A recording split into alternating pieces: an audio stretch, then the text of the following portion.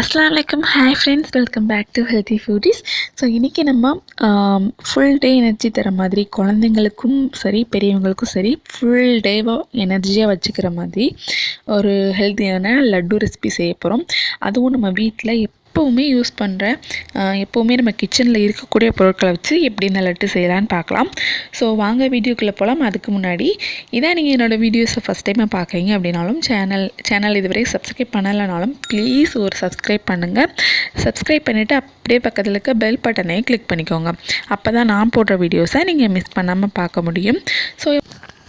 So இப்போ நம்ம வீடியோக்குள்ளே போகலாம். ஃபஸ்ட்டு நம்ம ரெசிபிக்கு தேவையான பொருட்கள் என்னெல்லான்னு பார்க்கலாம். நான் ஒரு கப் அளவுக்கு அவல் எடுத்து வச்சுருக்கேன். நீங்கள் இது சம்பா அவல், அதாவது சிகப்பு அவலும் எடுத்து வச்சுக்கலாம், இல்லை தட்டையான ரொம்ப தின்னாக இருக்கும் அந்த மாதிரி அவலும் எடுத்துக்கலாம்.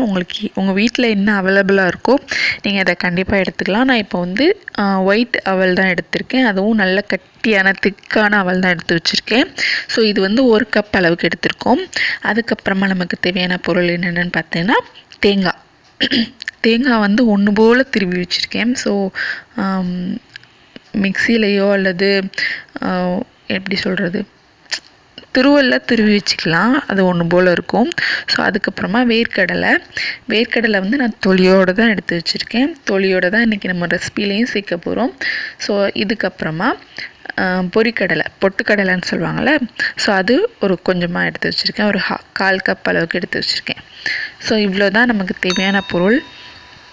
இதில் நம்ம கொஞ்சம் மிக்ஸ் பண்ணும்போது நான் இன்னும் 2-3 இன்க்ரீடியன்ட் சேர்ப்பேன். ஸோ அதையும் நான் காட்டுறேன் லாஸ்ட்டாக. இப்போ நம்ம தேங்காயை சீனா சட்டியில், அதாவது வாணலியில் அல்லது ஒரு பேனில் போட்டுட்டு நல்லா ட்ரை ரோஸ்ட்டாக பண்ணி எடுத்துக்க போகிறோம். அதுக்காக தான் நம்ம ட்ரை ரோஸ்ட் பண்ணுறதுனால தான் ஒன்று போல் எல்லா பக்கமே வேகணும் அப்படிங்கிறதுக்காக ஒரே மாதிரியாக நம்ம துருவி எடுத்துக்கலாம். இது அவளையும் அதே போல் நல்லா ட்ரை ரோஸ்ட் பண்ணி எடுத்துக்கலாம்.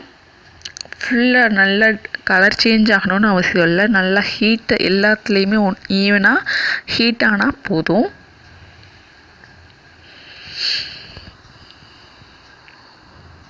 ஸோ எந்தளவுக்கு உங்களுக்கு தெரியும் அதோட கலர் சேஞ்ச் ஆகும். ஆனால் ரொம்ப இல்லை, கொஞ்சம் அந்த ஸ்மெல் வரும். அது வறுபட்ட அதுக்கப்புறமா நல்ல ஒரு ஸ்மெல் வரும். ஸோ அதில் உங்களுக்கு தெரியும். ஸோ அதே மாதிரி வேர்க்கடலையே நம்ம வறுத்து எடுத்துக்கலாம். ஏற்கனவே வறுத்த வேர்க்கடலை தான், பட் நம்ம கொஞ்சம் ஹீட் பண்ணி எடுத்துக்கலாம். இப்போ நான் எல்லாத்தையுமே ஒரு பிளேட்டில் போட்டு ஆற வச்சுருக்கேன். ஸோ நம்ம இது எல்லாத்தையும் இப்போ கிரைண்ட் பண்ண போகிறோம். நான் ஒரு மிக்ஸி ஜாரில் எல்லாத்தையுமே சேர்த்துறேன். அந்த தேங்காய், அப்புறம் அவல், அப்புறம் வேர்க்கடலை 3 பொருளையுமே நம்ம மிக்ஸி ஜாரில் சேர்த்தாச்சு. இது கூடவே நம்ம இப்போ கொஞ்சம் சீக்ரெட் அப்படின்னு சொல்லலாம், அந்த மாதிரி கொஞ்சம் இன்க்ரீடியன்ட் சேர்க்கலாம். இது நம்ம ஏற்கனவே பார்த்தது பொட்டுக்கடலை. இது கூடவே 2 ஏலக்காய் சேர்த்துக்கிறேன். உங்ககிட்ட பொடி இருந்தாலும் சேர்த்துக்கலாம். அதுக்கப்புறமா இது சுக்கு தெரியும்னு நினைக்கிறேன் வீடியோவில். என்கிட்ட சுக்கு பொடி இல்லை, அதனால் நான் சுக்கையே கொஞ்சமாக தட்டி எடுத்து வச்சுருக்கேன். ஒரு 1/4 இன்ச் இல்லை, ஒரு 1/2 இன்ச் அளவுக்கு எடுத்திருக்கேன். உங்ககிட்ட பொடி இருந்ததுன்னா ஒரு 1/2 டீஸ்பூன் நீங்கள் சேர்த்துக்கலாம் கண்டிப்பாக. இப்போ இது எல்லாத்தையுமே நம்ம கிரைண்ட் பண்ணி எடுத்தாச்சு. நல்லா ஒரு கோரஸான கொஞ்சம் கரகரன்னு இருக்கிற மாதிரியான பவுடராக ஆக்கி எடுத்தாச்சு. இப்போ நான் அதை ஒரு பவுல் சேஞ்ச் பண்ணியிருக்கேன். இது கூடவே நம்ம இன்னொரு பொருள் சேர்க்க போகிறோம். என்னென்னா எள், நல்லா ட்ரை ரோஸ்ட் பண்ண எள் அதை கூடவே சேர்த்துட்டோம். அது பார்க்கறதுக்கும் நல்ல ஒரு அழகாக இருக்கும், டேஸ்ட்டும் கொஞ்சம் நல்லாயிருக்கும் சாப்பிடும்போது, கடித்து சாப்பிட்றதுக்கு. ஸோ அதனால் சேர்த்துட்டு கிளறி விட்டுருங்க.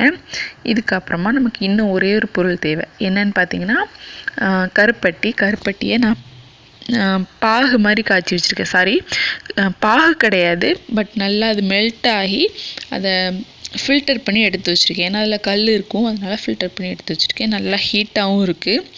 ஸோ இப்போ நம்ம இன்னொரு பவுலில் கொஞ்சமாக நம்ம மாவு சேர்த்துட்டு, அதுக்கப்புறமா அந்த கருப்பட்டி பாகு காய்ச்சி வச்சுருக்கோம்ல, அதையும் இதில் சேர்த்து நம்ம பால்ஸாக பிடிச்சி எடுத்துக்க போகிறோம். நான் ஏன் இப்படி செய்கிறேன் அப்படின்னா, அந்த மாவு ஃபுல்லுத்துலேயே அந்த கருப்பட்டி பாகு அப்படியே நீங்கள் ஊற்றிட்டீங்க அப்படின்னா அது கொஞ்சம் 2 பால்ஸ் பிடிச்சதுக்கப்புறமா அது ஆறிடும். ஸோ ஆறுனதுக்கப்புறமா நம்ம பிடிச்சோம் அப்படின்னா அது வந்து கெட்டு போயிடும் சீக்கிரமாகவே. அதாவது எப்படின்னா எப்படி சொல்கிறது, ஒரு 2-3 டேஸ் நீங்கள் வைக்கிறீங்க அப்படின்னா அது உங்களுக்கு இதாக இருக்காது, நல்லா இருக்காது. ஸோ நான் 2-3 டேஸ்க்கு மேலேயே 1 வீக் கிட்ட நம்ம இதை வச்சு சாப்பிட்லாம். எதுவுமே கெட்டு போகாது, எதுவுமே செய்யாது. அதுக்காக தான் நான் இப்படி செய்கிறேன். உடனே காலி பண்ணுற மாதிரி இருந்துச்சுன்னா நீங்கள் அப்படி சேர்த்துட்டு இது பண்ணிக்கலாம். அவ்வளோதான், நம்ம எனர்ஜி பால் ரெடி ஆயிடுச்சு. ரொம்ப ரொம்ப ஈஸியாக டக்குன்னு செய்யக்கூடிய எனர்ஜி பால். ஸோ எல்லாருமே ட்ரை பண்ணி பாருங்கள். ட்ரை பண்ணி பார்த்துட்டு கண்டிப்பாக எனக்கு கமெண்ட் பாக்ஸில் உங்களோட ஃபீட்பேக்ஸை கொடுங்க எப்படி இருந்துச்சுன்னு. அண்ட் வீடியோ பிடிச்சிருந்துச்சுன்னா லைக் பண்ணுங்கள், உங்கள் ஃப்ரெண்ட்ஸோட ஷேர் பண்ணுங்கள், ஒருவேளை அவங்களுக்கு யூஸ்ஃபுல்லாக இருக்கலாம். ஸோ தேங்க்ஸ் ஃபார் வாட்சிங். நீங்கள் இது வரைக்கும் என்னோடய சேனலை சப்ஸ்கிரைப் பண்ணலைன்னா ப்ளீஸ் சப்ஸ்கிரைப் பண்ணுங்கள். தேங்க்யூ.